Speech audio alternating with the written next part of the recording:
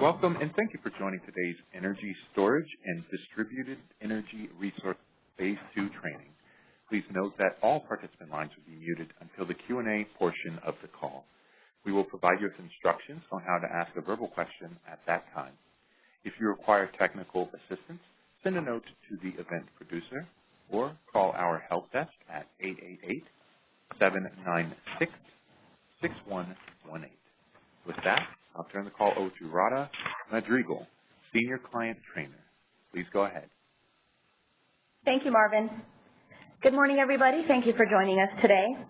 We're here to talk about the changes that are coming with the implementation of the Energy Storage and Distributed Energy Resources Phase 2 initiative. Before we get started, we'll go ahead and do a quick round of introductions for those folks that are in the room.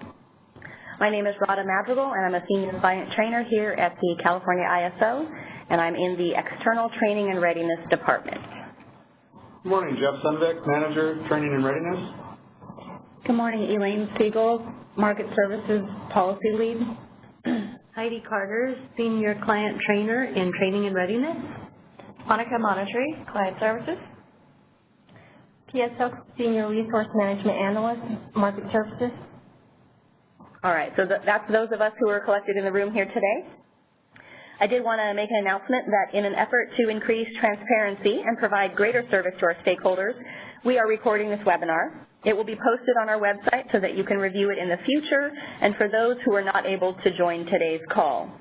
Speaking of items that are posted, for those of you looking for the slides for today's presentation, they're on the ISO website on the release planning page. If you scroll down to the fall 2018 release, you'll see a section for energy storage and distributed energy resources.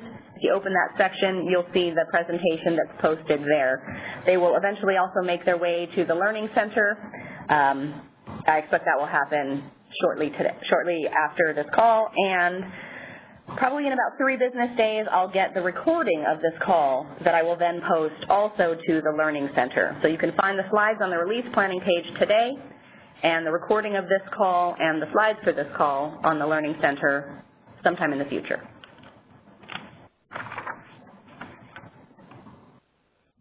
First thing I wanted to talk to you about is our agenda. So we'll be taking periodic breaks for questions, but please feel free to ask questions at any time during the webinar. You can push, I think it's #2, Marvin, to enter the call and the question queue, and then you can just let me know that we've got somebody in the queue. This training is for you, and we want to make sure that your questions are answered. These are the topics that we're going to cover today. First, we're going to talk about the purpose of ESDER 2. Then we're going to go over the activity timeline. And then we're going to review changes to first the business processes, the applications, and then the meter data submission and settlements related to this initiative. And then we're going to talk about what you'll be doing during Market Sim. And then we're going through a walkthrough of creating and registering a location in the Demand Response Registration System, or DRRS. So those are the things we'll talk about today. First item up is the purpose. The purpose of this initiative, the focus of this, is to lower barriers and enhance the ability of transmission grid-connected energy storage and distribution-connected resources to participate in the market. The number and diversity of these resources is growing and represents an increasingly important part of the resource mix. Integrating these resources will help lower carbon emissions and add operational flexibility. So that's why we're doing this. Now, coming in the future, we have, and we're already working on, ESDER Phase 3, the third phase of this initiative. So just wanted to give you a heads up of things that will be happening in the future. This slide outlines some of the proposed changes under ESDER 3. There will be new bidding and real-time dispatch options for demand response, both an hourly block and 15-minute dispatchable. We're looking at removing the single load serving entity aggregation requirement and the need for application of a default load adjustment. They're going to be providing a new load shift product for behind-the-meter storage and measurement of load curtailment by behind-the-meter electric vehicle supply equipment. I have a page in the reference section of this slide deck towards the back that gives a little bit more information on ESDER 3, a couple links that you can click on to read more about those changes. First, the activity timeline for activation of ESDER 2. There's a whole number of things that we need for you to do and that we will be doing to get ready. The very first thing that we'll be doing is beginning August 20th in Market Sim environment, you have the ability to begin connectivity testing and also unstructured scenarios in the DRRS and MRI-S. That begins August 20th. I did want to point out for you, those of you that want to participate in Market Sim, you need to have your baseline elections due by this Monday, August 13th. Now, that doesn't have to be on the official form. It can just be an email to pdr@kaiso.com stating what baselines that you want to see in the drop-down box.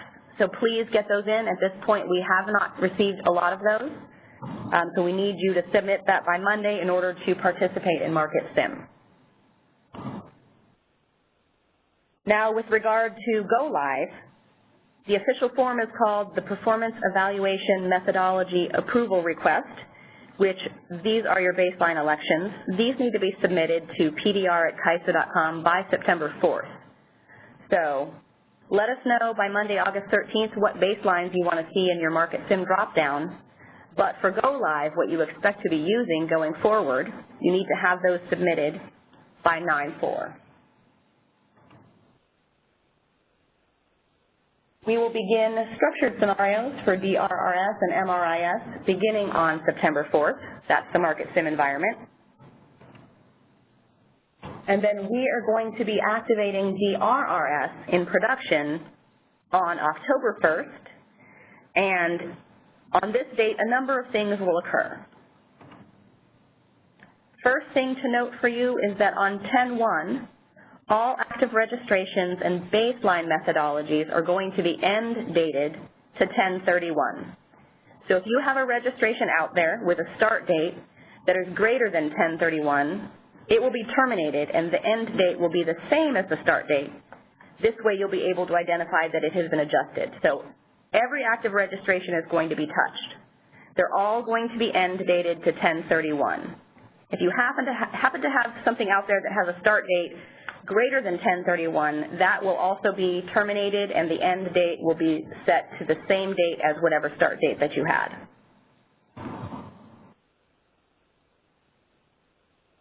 On 10/1, the ISO will begin adding approved baselines to DRRS. And then you, the DRPs, have the ability to create new registrations in DRRS to replace all of those current registrations that I just talked about, the ones that are all going to be end dated. You can start doing that on 10/15 in the production environment in order to be ready for activation. So on 10/31, all of those registrations with an end date of 10/31 become inactive on that day. And then we have our production activation of the ESDER implementation happening on November 1st.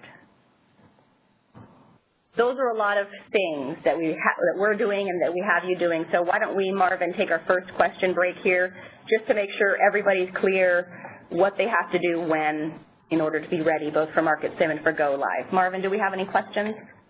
I see no questions in the queue yet. Again, you can press #2 on your telephone keypad if you have a question at this time. And I do believe we're getting our first question here. Caller, your line is unmuted. Hi, this is Noor from Olivine. I'm just wondering that September 4th date, that's just to make sure we have something for, we're approved for the 11/1 activation, right? Like sometime in the future we support an additional methodology, we can still continue to fill out those performance evaluation forms, right? Hi, Nora. This is Elaine Siegel. The performance evaluation methodology, which also suffices your requirement for an SQMD plan, those will all be due by 9/4 because the ISO needs some time to approve those and possibly go back and forth with you on questions. And we want to have all of that done by the end of the month so that we can get your baseline elections in on October 1st when the system opens up. For the Market Sim scenario, that could be as easy as just submitting an email to the pdr@kaiso.com and saying that you want to see certain baselines in your drop-down. you don't have to have the form completed by 8/13. You just need to give us something because, as you know, the only thing that shows up in the drop-down are approved baselines. Does that answer your question? Well, I mean, if we were to not support a different baseline methodology, like sometime next year or something, we wouldn't have to, would we still need to have a template filled out by 9/4? You have to have a template filled out for whatever baselines you are going to be using on 11/1. If you next year want to change to a different baseline, you would just submit a new form and we would approve that and get that in the drop down for you. Yeah, that's an interesting question. Does that make sense? Yeah. Okay, thanks.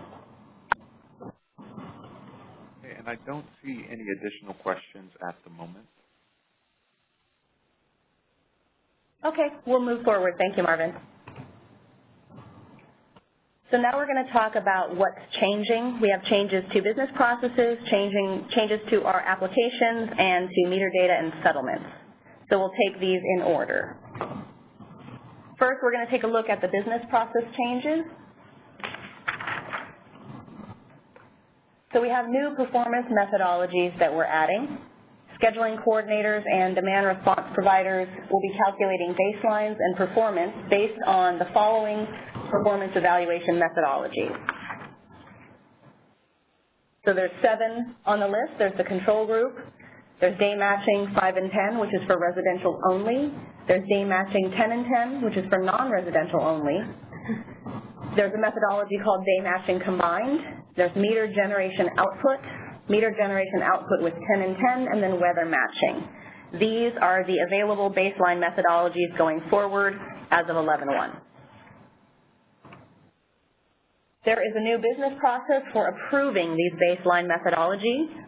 The demand response provider submits the approval request form to pdr@kaiso.com for baseline approval. The request form is called the Performance Evaluation Methodology Approval Request Form, and it satisfies your requirement to have a settlement quality meter data plan under the ISO tariff section 10.3.7.1, very specific there for you. And so I have a diagram here that explains how this works.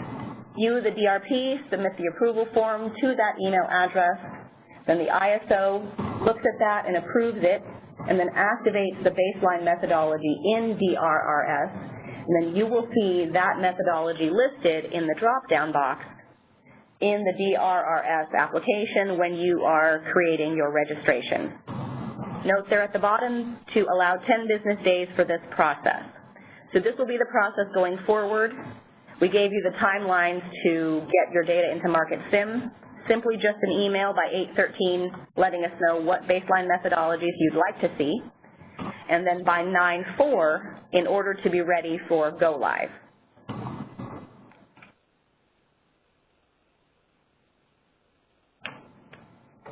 Here's just a review of the business process for creating and registering locations. You can create, review, and register your locations in DRRS using either the user interface or the API. Once you create a location, it is submitted for review by the load-serving entity and the utility distribution company. These entities have 10 business days to review the location. Once the location has been reviewed by the LSE and the UDC, that location can be registered by itself or combined with other locations into a registration. It also can be moved to a different registration at a later date based on the business needs of the DRP without triggering another review cycle by the LSE and the UDC.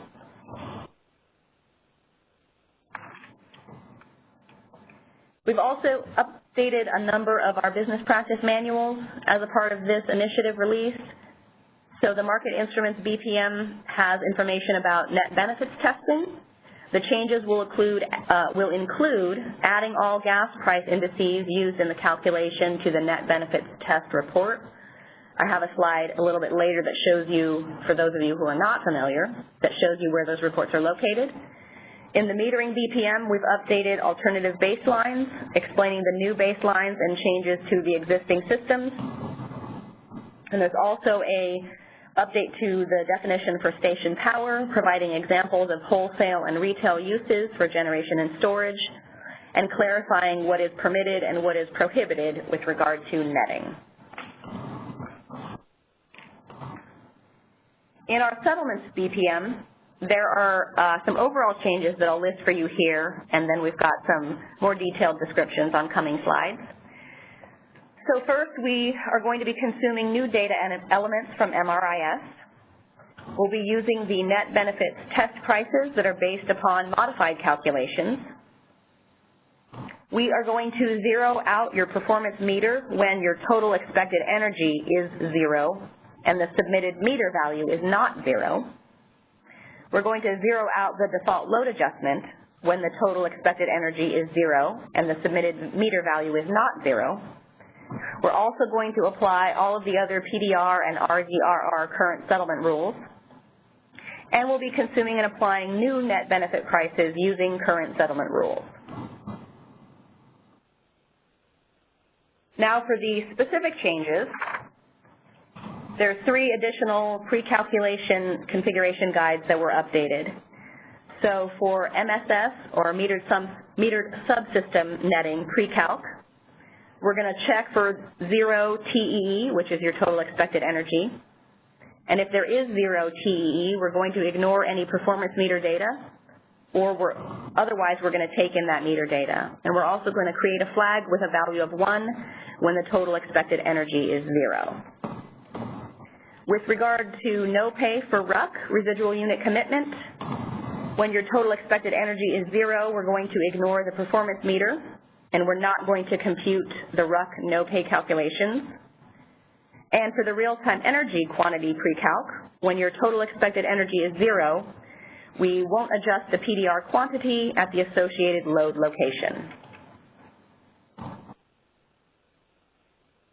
We've updated these settlements pre-calc config guides, and they're also available on the release planning page. You can see that there's 3 sections, or 3 configuration guides that have been updated. I listed the exact configuration guide, pre-calc name, and then you can find those on the release planning page under Fall 2018 release. There's a section that's called Draft Settlements Technical Documentation, and you'll find these 3 configuration guides in that location. If you open up the config guides, you'll see that the changes are in red line and also highlighted in yellow, so they're very easy to locate within the documents, and they'll show you the exact details and verbiage of each of the changes.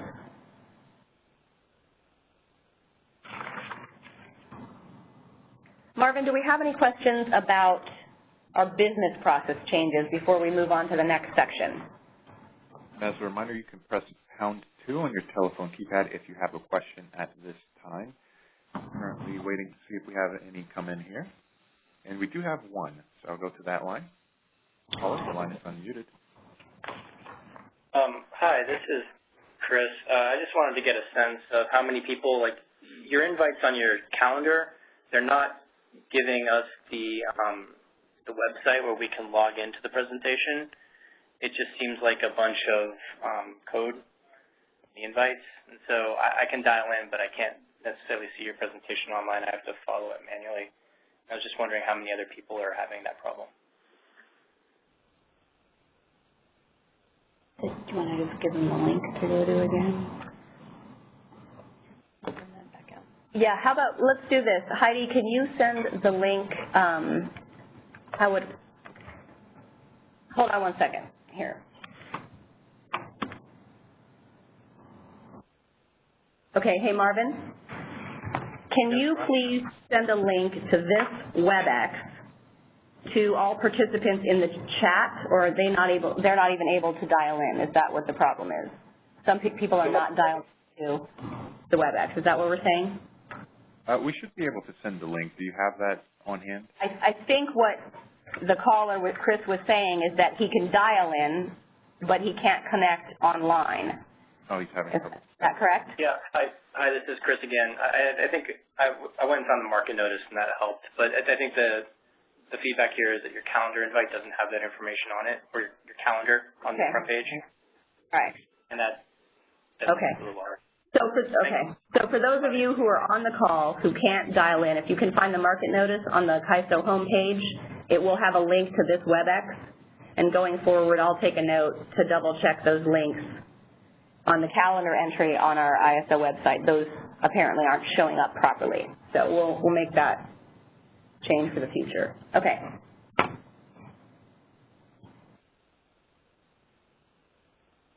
Okay, I do believe that's the only question that I received. Okay, let's move forward to application changes.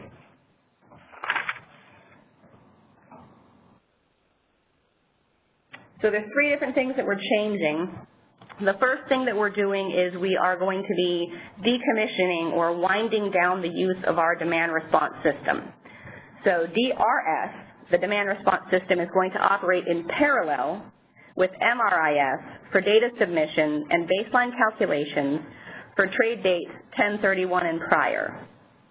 That is the purple arrow and all of the information in the purple arrow on this slide. Data for trade date 11/1 and beyond needs to be submitted in MRI-S, and then after the settlement cycle is complete for trade date 1031, DRS will become read-only. I have another slide that talks specifically just about DRS. So earlier in this call, we talked about the activity timeline, and we went over a number of different things that we're doing at the beginning. This timeline that we're looking at here also folds in dates specifically related to the wind down of DRS. So on October 1st, we'll be deploying DRRS code to production so that the ISO can begin entering in the approved baselines. You, the DRP, will begin submitting new registrations starting 10/15 through 10/31. ESDER will go live on 11/1. And then if you're looking at this chart, the words in the gray bar on the timeline indicate the time period for settlements of trade dates 1031 and prior. This process we're anticipating will be ending on July 2nd, 2019. Once that settlement cycle ends for 1031, which we're anticipating July 2nd, 2019, DRS is going to be in a read-only mode for 3 years. We've got a note on this slide at the top in green that says these dates are estimated because the 2019 settlements calendar is not posted yet. So we're kind of estimating the date to be July 2nd, 2019, when the settlement cycle for October 31st of this year will end. That will begin the 3-year read-only period.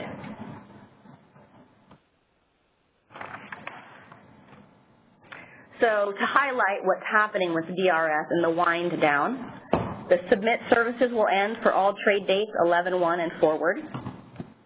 During this parallel operations time period, SCs and DRPs can continue to submit meter data for trade dates 1031 and prior until the 172B cutoff, which is 172 business days after the 1031 trade date.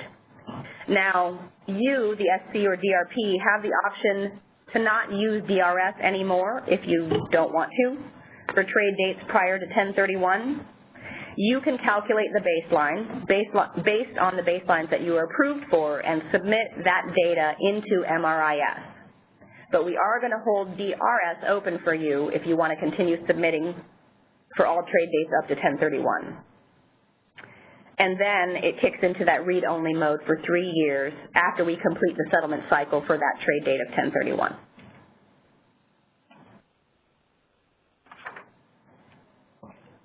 Now in the DRS, or in the DRRS application, we're adding new baseline methodologies.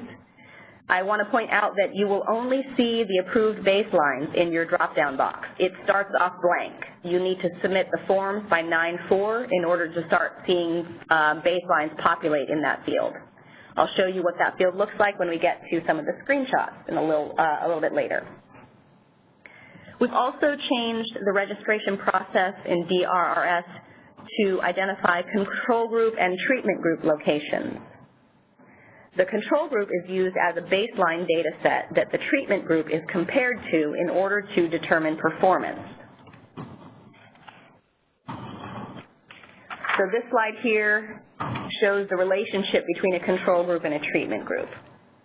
On the left side, a control group is a list of at least 150 locations that have similar characteristics as those defined in the treatment group, but these in the control group do not respond to ISO dispatches.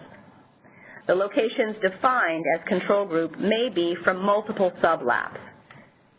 A treatment group is a list of locations that share similar characteristics of those defined in the control group, and these are the ones that do respond to the ISO dispatch.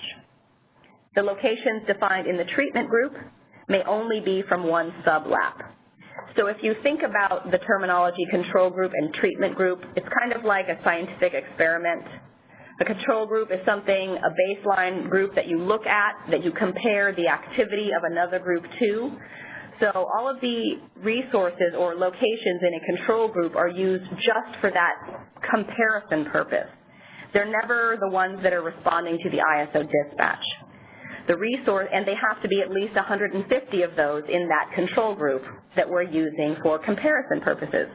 Now those in the treatment group are the locations that are actually going to be responding to dispatch, and we're going to be comparing the performance of that treatment group to those in the control group. So that's why we have them set up that way. When you create a registration, locations will be identified as being in the registration's control group or treatment group. This is if you're going to be using the control group methodology. You can use a control group location in multiple registrations as a control group, but it cannot be a treatment group in any registration. A treatment group can consist of one or more locations as long as they're in the same sublab. So those are the registration rules for those two groups.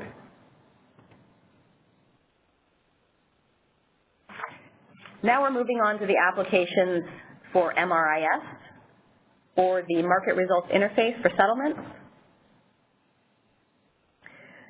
We have what's called DREM, and I forgot now what that stands for. Demand Response Energy Measurement. Demand Response Energy Measurement. So we have DREM and baseline data, and those will both be submitted in MRI-S. And this data is submitted using a number of measurement types. We have a list here on the left of the measurement types across the different types of performance methodologies.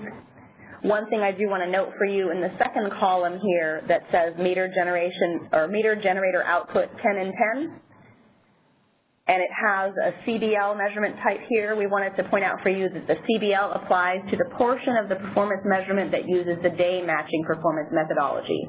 So there's a little footnote on that for you.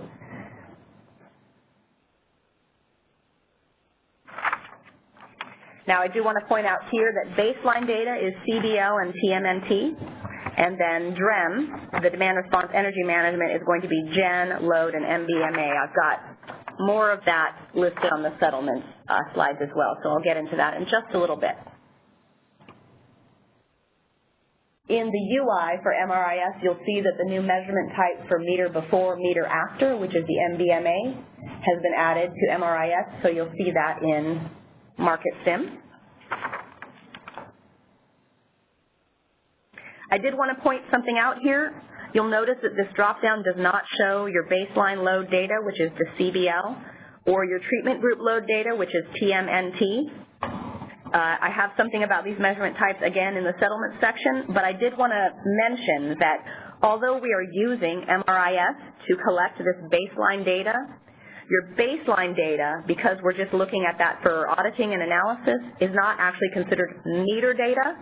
So that means that when you go into MRI-S and you're looking at the meter data tab, you're not going to see your baseline data. It's not displayed or retrieved in MRI-S because it's not actually classified as meter data.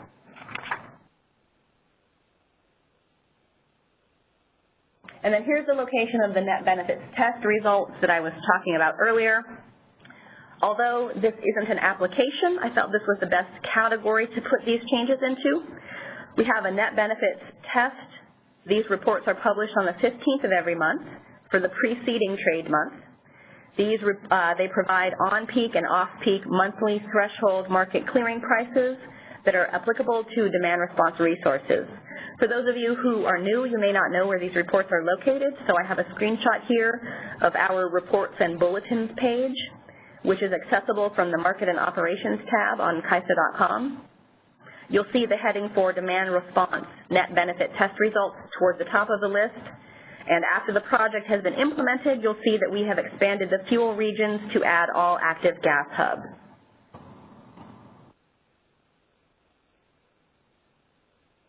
Before we get into meter data and settlements changes, any questions about changes to the applications? So it looks like we have a couple of questions here. And again, for those who need a reminder, please press #2 on your telephone keypad to ask a question. I'll go to the first line. Caller, your line is unmuted. Hello, this is Brian from Connect. I had a question on slide 18. It was about SPs and DRPs having the option to not use the DRS for trade dates prior to 10/31. Just trying to better understand what this bullet point means. Does that mean that potentially SPs and DRPs can use these new baselines to calculate performance before the go-live date of November 1st? So, hi Brian, this is Elaine Siegel.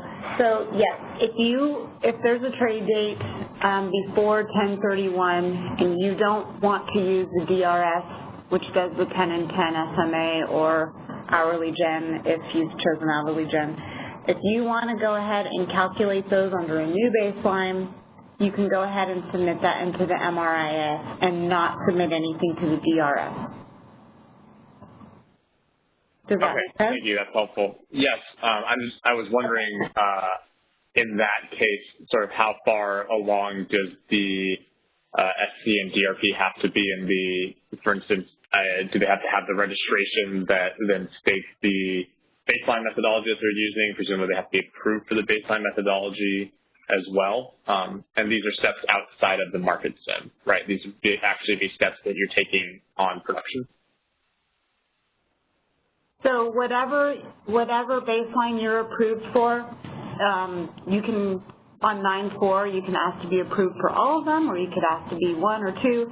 Whatever you're approved for and shows up in the drop-down in the DRRS, that's the baseline you'll use to calculate for the prior trade date, prior to 10/31. Okay, excellent. Thank you very much for that clarification. Otherwise you can put it in the DRS and it'll do the 10 and 10 or hourly gen, whatever you had selected. I see. Thank you. Sure. Okay, we'll move to the next question. Caller, your line is unmuted. So this is Noah from Olivine. So we're not submitting the baseline data for MGO? You will submit the baseline data if you're doing the MGO 10 and 10, but not for just the straight MGO.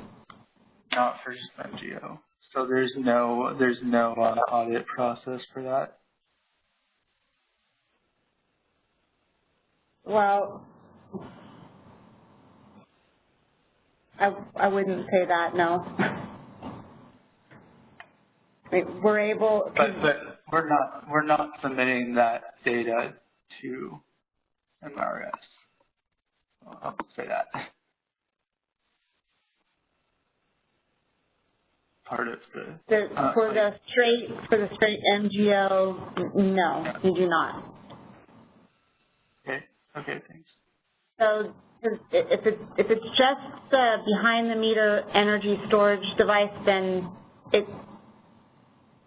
we don't need that for the CDL. Okay. So you're just going to use that for the 10 and 10 MGO. Okay.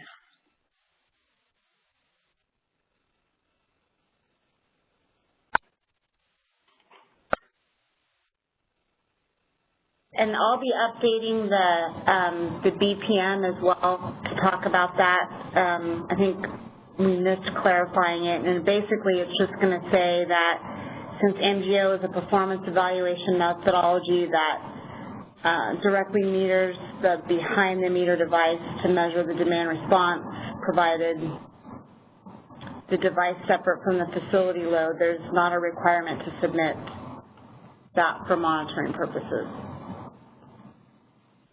So we'll update the BPM with that language. Does that help? I believe that person has lowered their hand. Okay.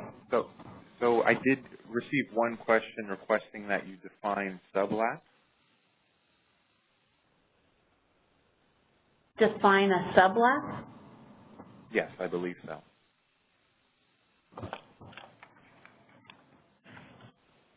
Those are just the regions within the ISO footprint that define where that load is coming from. Okay, and we did have another question here as well. Caller, your line is unmuted. Hi, this is Jim Barber from SDG&E. In the case of, for instance, the control group, there's CBL and TMNT that are required in addition to the DREM, which I believe correspond to the control group and the treatment group. And the CBL and TMNT are for monitoring and analysis purposes. My understanding is that that's due at T+48 by T+48B. But my question is, are we responsible for, like in the case of DREM, if any meter changes that contributes to the the settlement calculation and payments, there are requirements for us to update our submissions to make them accurate. Is it okay if by T+48B we submit our CBL and TMNT just once? I mean, we don't have to go back and keep checking that stuff to see if anything has changed. I'm just trying to get clarity on what the quality requirement is on this data. And I think previously they just said, kind of submitted at that time point, and that was good enough. We didn't need to go back and keep checking this stuff, but I just wanted to get some clarity on what your expectation is. Hi, Jim. It's Elaine. Yeah, we do want that auditing data, the CBL and the TMNT. We do want that by the end of the settlement period, the T48. We expect that everybody will follow, for all demand response data, we'll follow the settlement timeline just as we do with regular data. Yeah, at the T3, we'll do an estimate, and then, you can submit actual or estimate, but as long as at the T48 you sum that up and get that into at the T48 you change whatever estimates to actuals, and then at that time that data, the treatment CBL needs to be completed. There's no need to go back and keep updating it. Okay. In the case of DREM, for instance, if something changed later on because it's used for settlements and payments, like we can make another update at T+168 or 168B or something. And for DREM, we would have to do that if we found that for some reason there was a change to the underlying DREM. But I'm just trying to confirm that for monitoring data, you don't have such a stringent requirement on that data, that we don't have to go back and keep checking whether, because that's a large amount of data.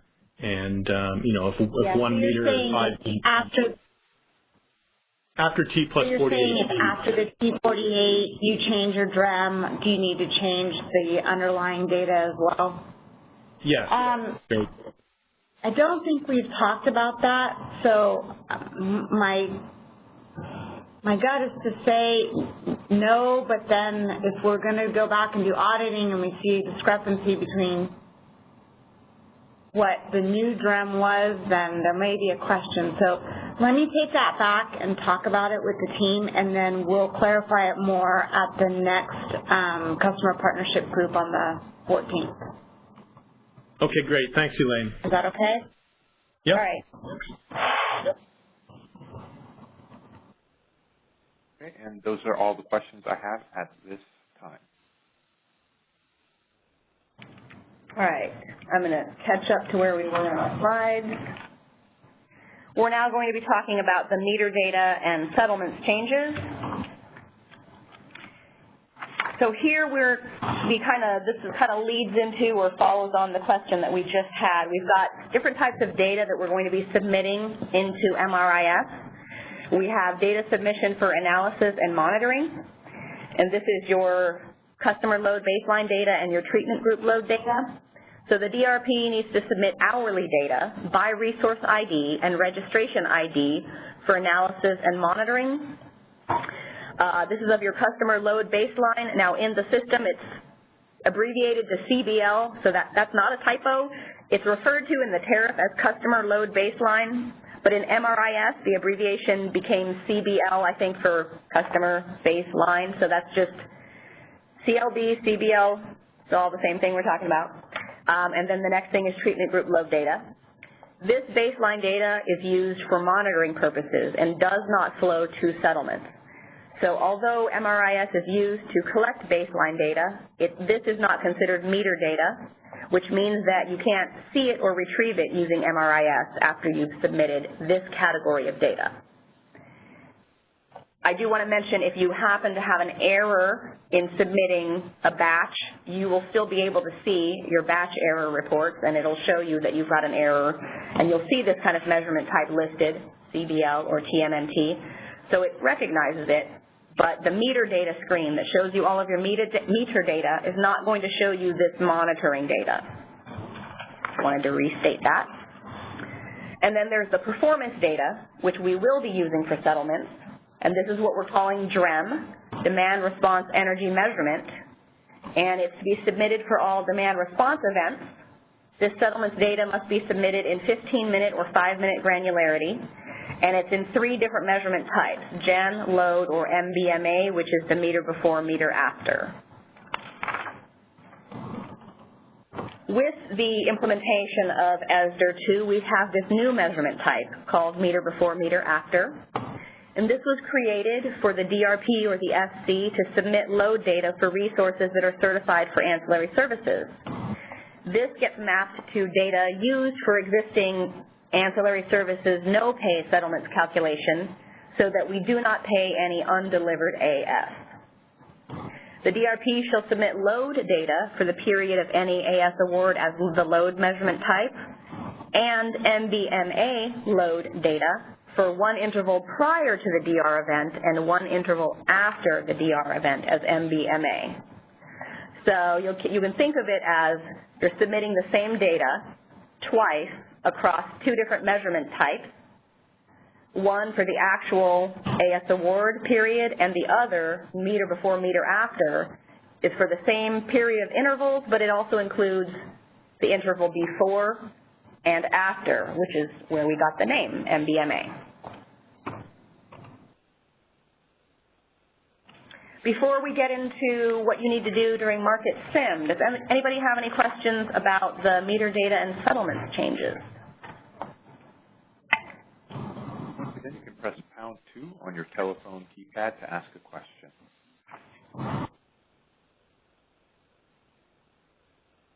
Okay, and we don't have any incoming questions. Okay, let's talk about market simulation. The purpose of market simulation is to provide customers with the ability to preview and test the new functionality before it is implemented in the production environment. These applications will be available in Market Sim beginning August 20th for connectivity testing to make sure that you're able to access the system. And then we have our structured scenarios during Market Sim that will begin September 4th. You'll be able to view the new net benefits test report. During Market Sim, these reports will be available through a direct link to the report in the map stage environment. You won't be seeing them on the ISO website where they normally are, so there'll be a link to that report in the map stage environment. You'll also go through the process of obtaining DRRS approval of various baseline methods and creating registrations. The ISO will then simulate the dispatch of resources, and you'll be able to submit data and then view that data and validate your measurement types for these baselines on your settlement statement. So it'll basically take you through the entire process adding locations, creating registrations, responding to an event, submitting data for that event, and then seeing how that flows onto your settlement statement. I've provided a link in the reference section of this slide deck to the structured scenarios, which go into each of these scenarios in great detail. There are 9 scenarios in total. These scenarios list what the ISO will do and what the EIM and the ISO market participants will do, along with the expected outcome of each one of those scenarios. Please review these scenarios before Market Sim to become familiar with what will occur and what you'll be expected to do. Now, in order to participate in Market Sim, you must be provisioned for access to that environment. As part of this implementation, we are not creating any new roles. So if you already have access to DRRS and MRI-S in our Market Sim environment, then you're ready to participate. If not, you need to now work with your user access administrator to obtain access to both DRRS and MRI-S. And you make sure that you're requesting the market simulation environment, and you also should go ahead and request access for production if you don't have that either. And then this slide here just shows you what the screen will look like in our map stage or environment, which is what we use for market simulation. So here's a screenshot of the portal. I put a box around DRRS and MRI-S. You'll be registering demand response resources in DRRS and then viewing settlement statements and submitting data in the MRI-S application.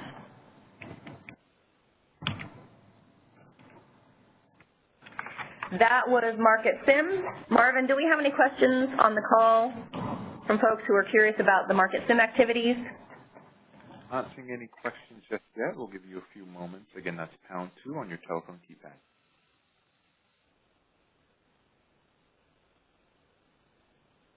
Okay, and no incoming questions. Okay. So we're about halfway through the presentation, and this last piece is more for folks that are new, but those of you that have been around for a while may also benefit from it as well. We created a walkthrough of the steps to create and register a location. There are a couple of new points here where I will talk about baselines and the new baseline methodologies and some nuances with control groups and treatment groups. So even for you new folks, or even for the folks that have been around for a while, that will be something you might want to pay attention to. But I've especially created this section for those folks who maybe haven't seen the applications before.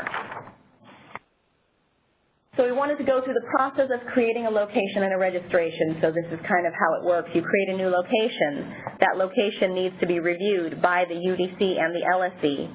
Then once that is complete, you can create a registration using those locations. And then there's next steps we'll go into after I show you how to do those things. Throughout this process, I wanted to point out that you'll get email notifications. Every time the status of a location changes, an email is sent to the DRP, the UDC, and the LSE.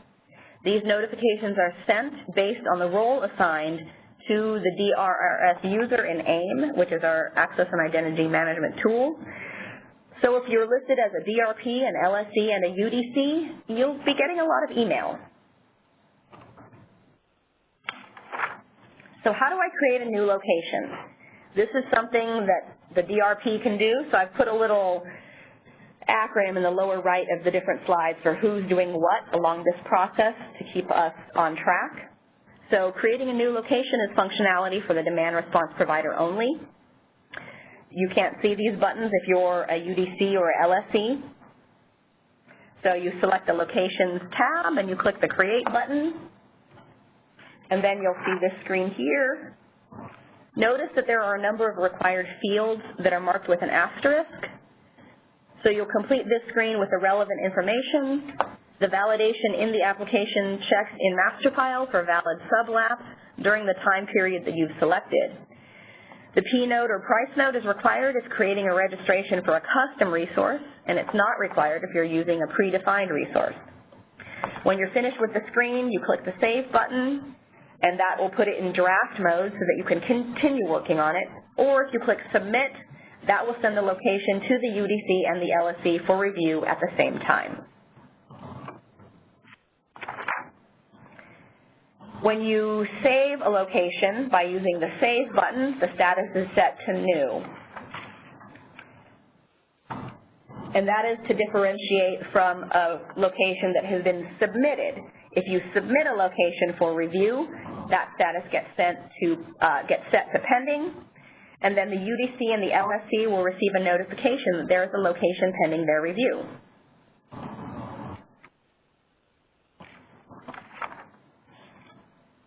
And then we look at the review process. So when there's a location to be reviewed by the UDC, they'll receive a notification. It'll contain the location ID, which you can see in the second column here. So they'll look for that specific ID and they'll select it using the checkbox and they'll click the review button.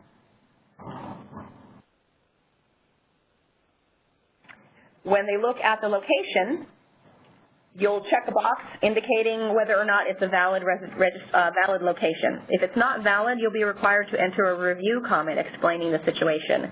For example, it may have incorrect location information, such as the wrong sublap. It may have the wrong LSC or UDC designation. Maybe there's no commercial agreement. It could be a number of reasons. So you check the box if it's valid. If it's not valid, you need to explain why. Note that the reviewer name and phone number are always required. The comments field is only required if you say that it's not valid. After the UDC reviews it, the status of this location is still pending because now it needs to be reviewed by the LSC, and it doesn't happen in order. The LSC and the UDC get this notification at the same time. I just started with one, and now we're moving to the next. So here the location gets reviewed by the load serving entity using the same process, clicking the review button, reviewing the location, making sure that it's valid. If it's not, entering an explanation as to why. And then once that review has been complete, the location is now set to inactive. And if it has a status of inactive, now it can be added to a registration. The inactive status means that the location is not currently part of an existing registration.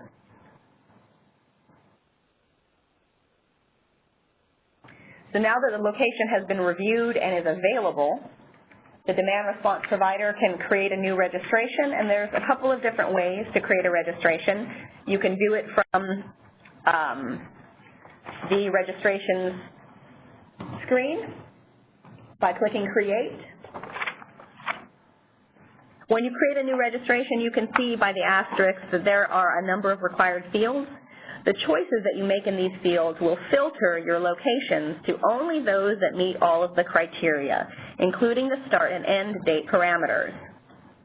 So based on the choices that you input at the top area in the registration, which I've circled in, or which I've put into an orange square, it will show available locations down at the lower left section. There's also a button where you can click on it if you've made some changes to your selections for it to show or refresh the available locations.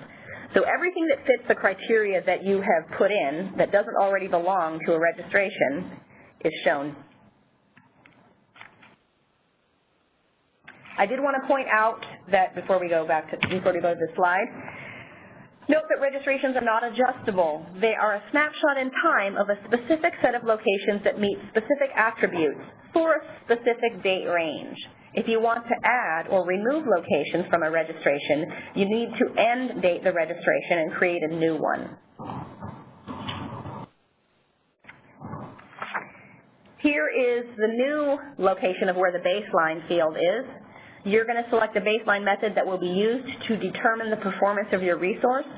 Note that the baseline method field will be empty, like you see here, until the DRP has received approval from the ISO for specific baseline methods. Then they will appear in this drop-down. We're adding 5 new baseline methods to choose from. The new ones are in bold on this list. There are 2 methods that are carrying over from the current set of baselines.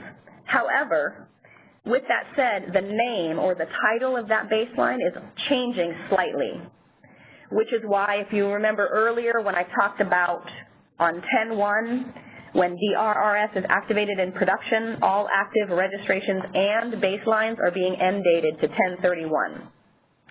So even though it's the same methodology that's being used, the title that we are using and the name that's going to show up in the drop-down for your meter generation output and your meter generation output with 10 and 10, those are being adjusted slightly. So if you're a DRP, you have work to do. You need to go in and create new registrations beginning 11.1 for everything that you want to remain active. You can start doing this on 10.15 after the ISO has added all of your baseline methodologies into the system. If you happen to join the call late and did not hear me say this earlier, when you're looking back at the slides, it's slide number 5, which is the activity details, and it shows all of the dates and details on it for what you need to do to be ready for the 11.1 go live. So activities, slide number 5, is key to making sure you're hitting all of those dates so that you'll be ready. We're retiring 2 baseline methodologies, the hourly gen and the 10 and 10 with SMA, which stands for symmetric multiplicative adjustment. Those are no longer going to be available as of 11.1. Another point, when you're creating new registrations, that your available locations will also be filtered based on the resource type. So the section at the top of the registration screen is kind of like a huge filter that's used to solidify and categorize locations that meet all of that criteria, and then you group them together in a registration. Those available locations are displayed on the left side under the available locations section, and you'll use the arrow buttons to add them to the selected locations area of the screen. Here's something new with regard to control groups or treatment groups. So if you're using the control group baseline method, that means that you need to assign at least 150 locations to a control group and at least 1 location to the treatment group. You will add all of these to the selected locations area and then use the pencil button to assign these locations either into the control group or the treatment group. So once they're in the selected locations section, you'll see that there's columns that say control group and treatment group in that section. If you click the pencil, you'll be able to check the box indicating whether or not this belongs in the control group or the treatment group. There is also a hotkey, which I'll show you on the next screen. Once you've checked the box, you can use the control down arrow key to check all of the boxes in that column. The hotkey also works for unchecking as well, so as you can imagine, if you want to click on a control group location 150 times, that's a lot of clicking. So if you can kind of organize them on your list in a certain way and then maybe click one box and hit the hotkey and check everything and maybe then just uncheck the ones that are part of a treatment group, however you figure out a way that makes it the least amount of clicks, but we're trying to help you out by using this hotkey. I think that's a lot of clicks. So you got to be really specific about which ones are in your control group that won't be responding to dispatch versus which ones are in the treatment group that will. All right. Other notes about creating registrations: if you select a custom resource type, then only locations with P-node information can be selected. In addition, there's all kinds of notes here. In addition, the distribution factor must indicate that the percent of load reduction that will occur at each P-node represented as a 2-decimal precision level. Distribution factors across all P-nodes provided must total 1.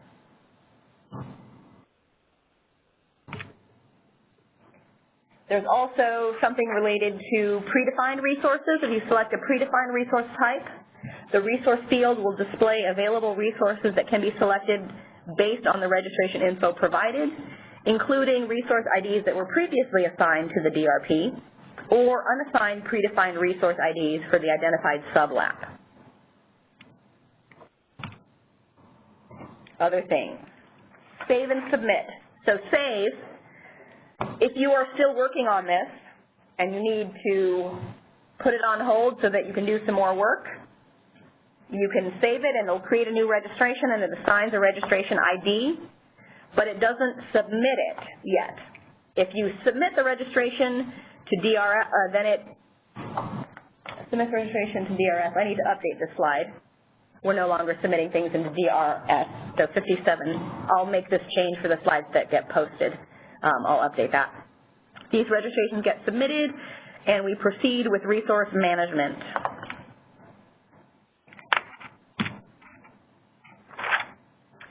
There is also a different way to create registrations, and that's from the Location tab. On the Location tab, which lists a number of different locations, you can use the checkbox to select one or more locations and then click Register. Note that this method may generate more errors than if you were to click the Create button from the registration screen, because when you complete the registration screen, you filter out a list of locations based on categories such as the DRP, the UDC, the sublap. On this screen, you might accidentally attempt to combine locations that are mismatched. So it's possible to do it from this way, but you might run into more errors. And what that would do is just add all of those locations into a registration and allow you to fill out the registration section. So it's a different way of getting information into the available locations area. This next slide talks about next steps. So the first step on this diagram is done in DRRS. The rest of the steps are completed outside of the application and relate to updating the master file with resource information. So in DRRS, you select your PDR or RDRR ID. You then submit that resource data template form, and using that ID, that gets submitted to the master file. There's also a note here. The registration in DRRS for the resource ID needs to be in a confirmed status before you submit the RDT form to rdt@kaisa.com. The master file team will provide an effective date subject to the full network model implementation and master file data freeze timeline. And then your resource is active and able to participate in the ISO market.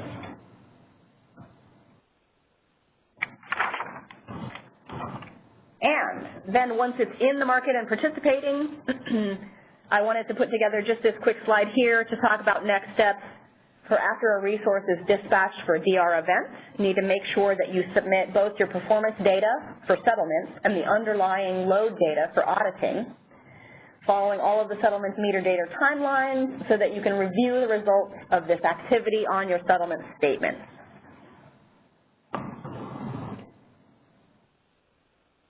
We also wanted to point out a helpful tip for you.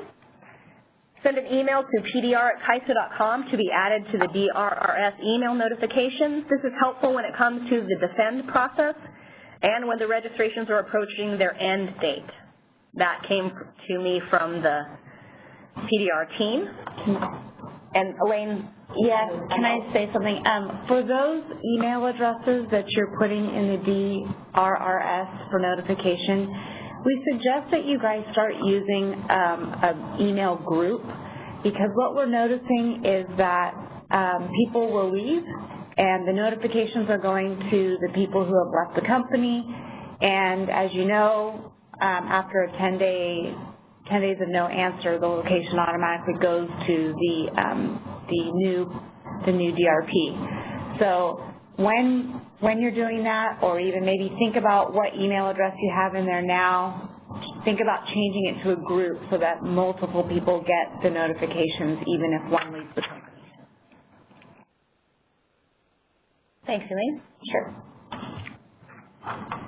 So we are reaching the end of what we wanted to share with you today.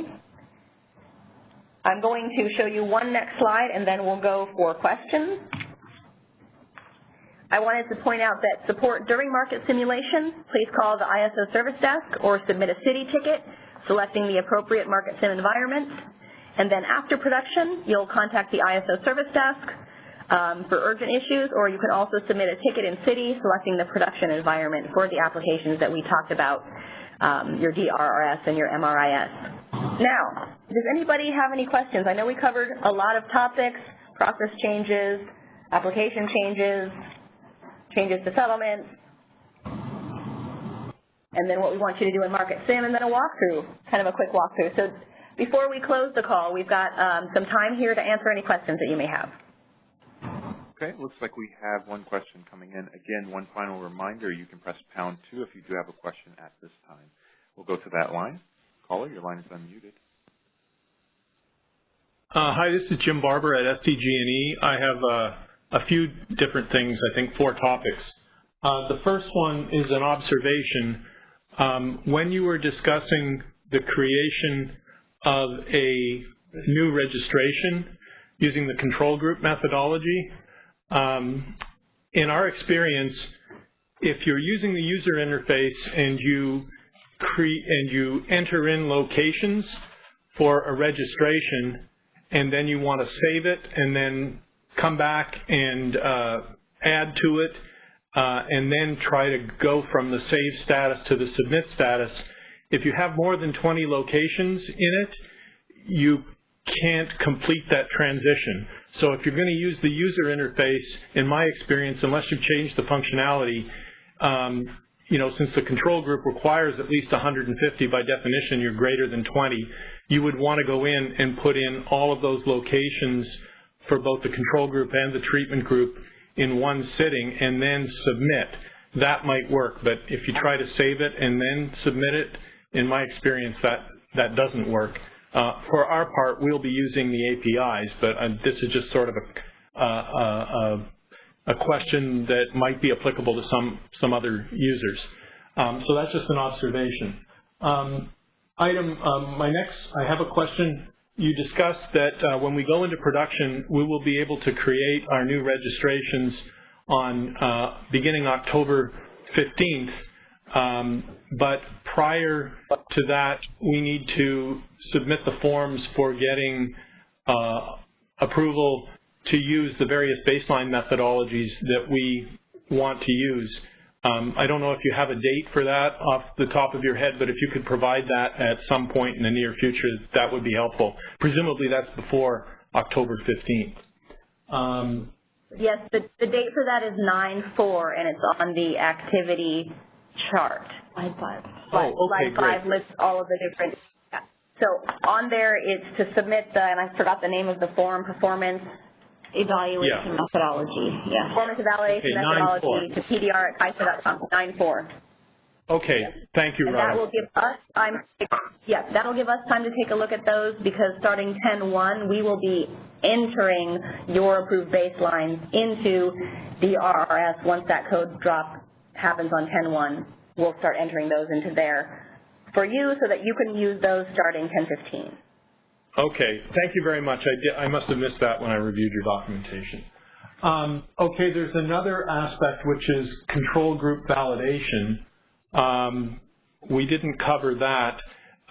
So if we're going to be using the control group, there's a required calculation that we have to go through to validate that our control group is sufficiently predictive of the treatment group.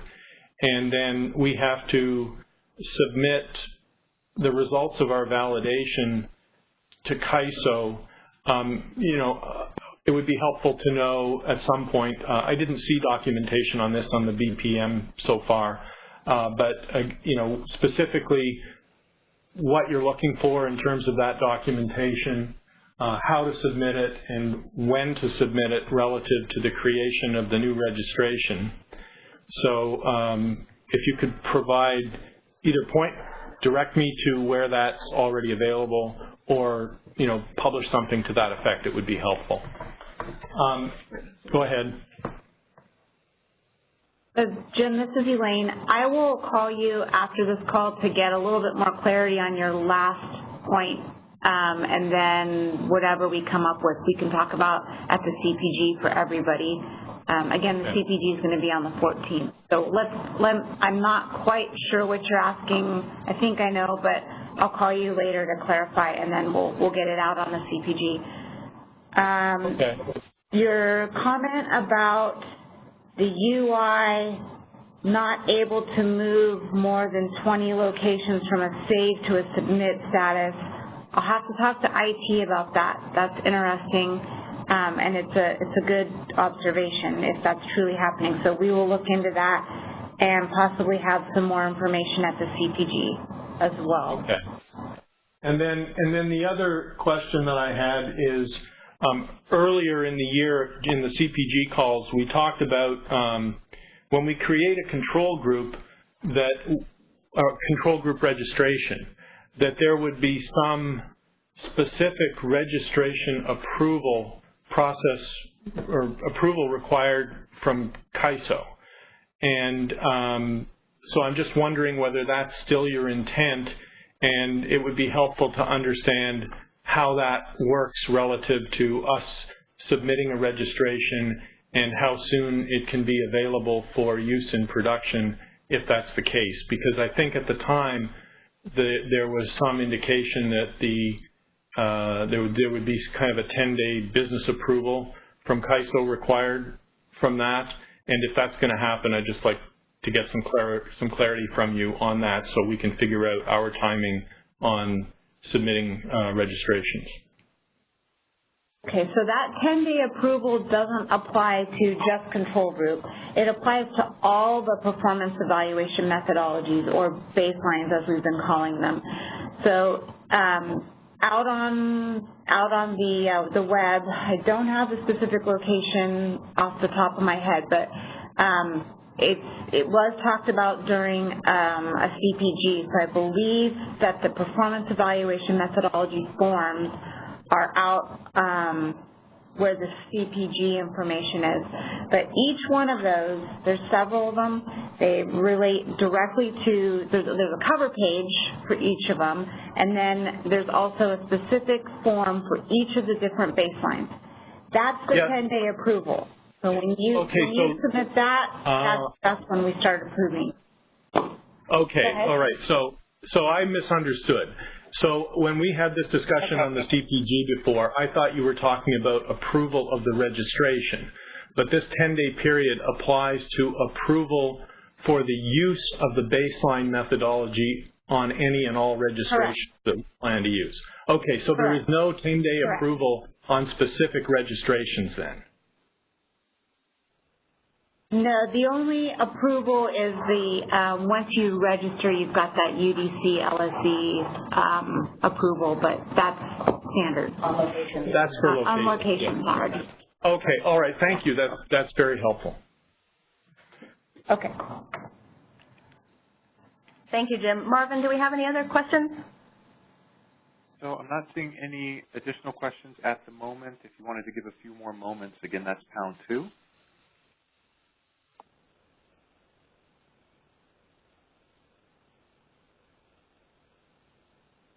And I don't see any additional questions. Okay, thank you everybody for joining us. Again, these slides are on CAISO.com. I'm going to update one slide and remove a reference to the system that we were getting rid of. I still have it on one of the slides, so I'll change that. These should be posted, the update should be posted shortly.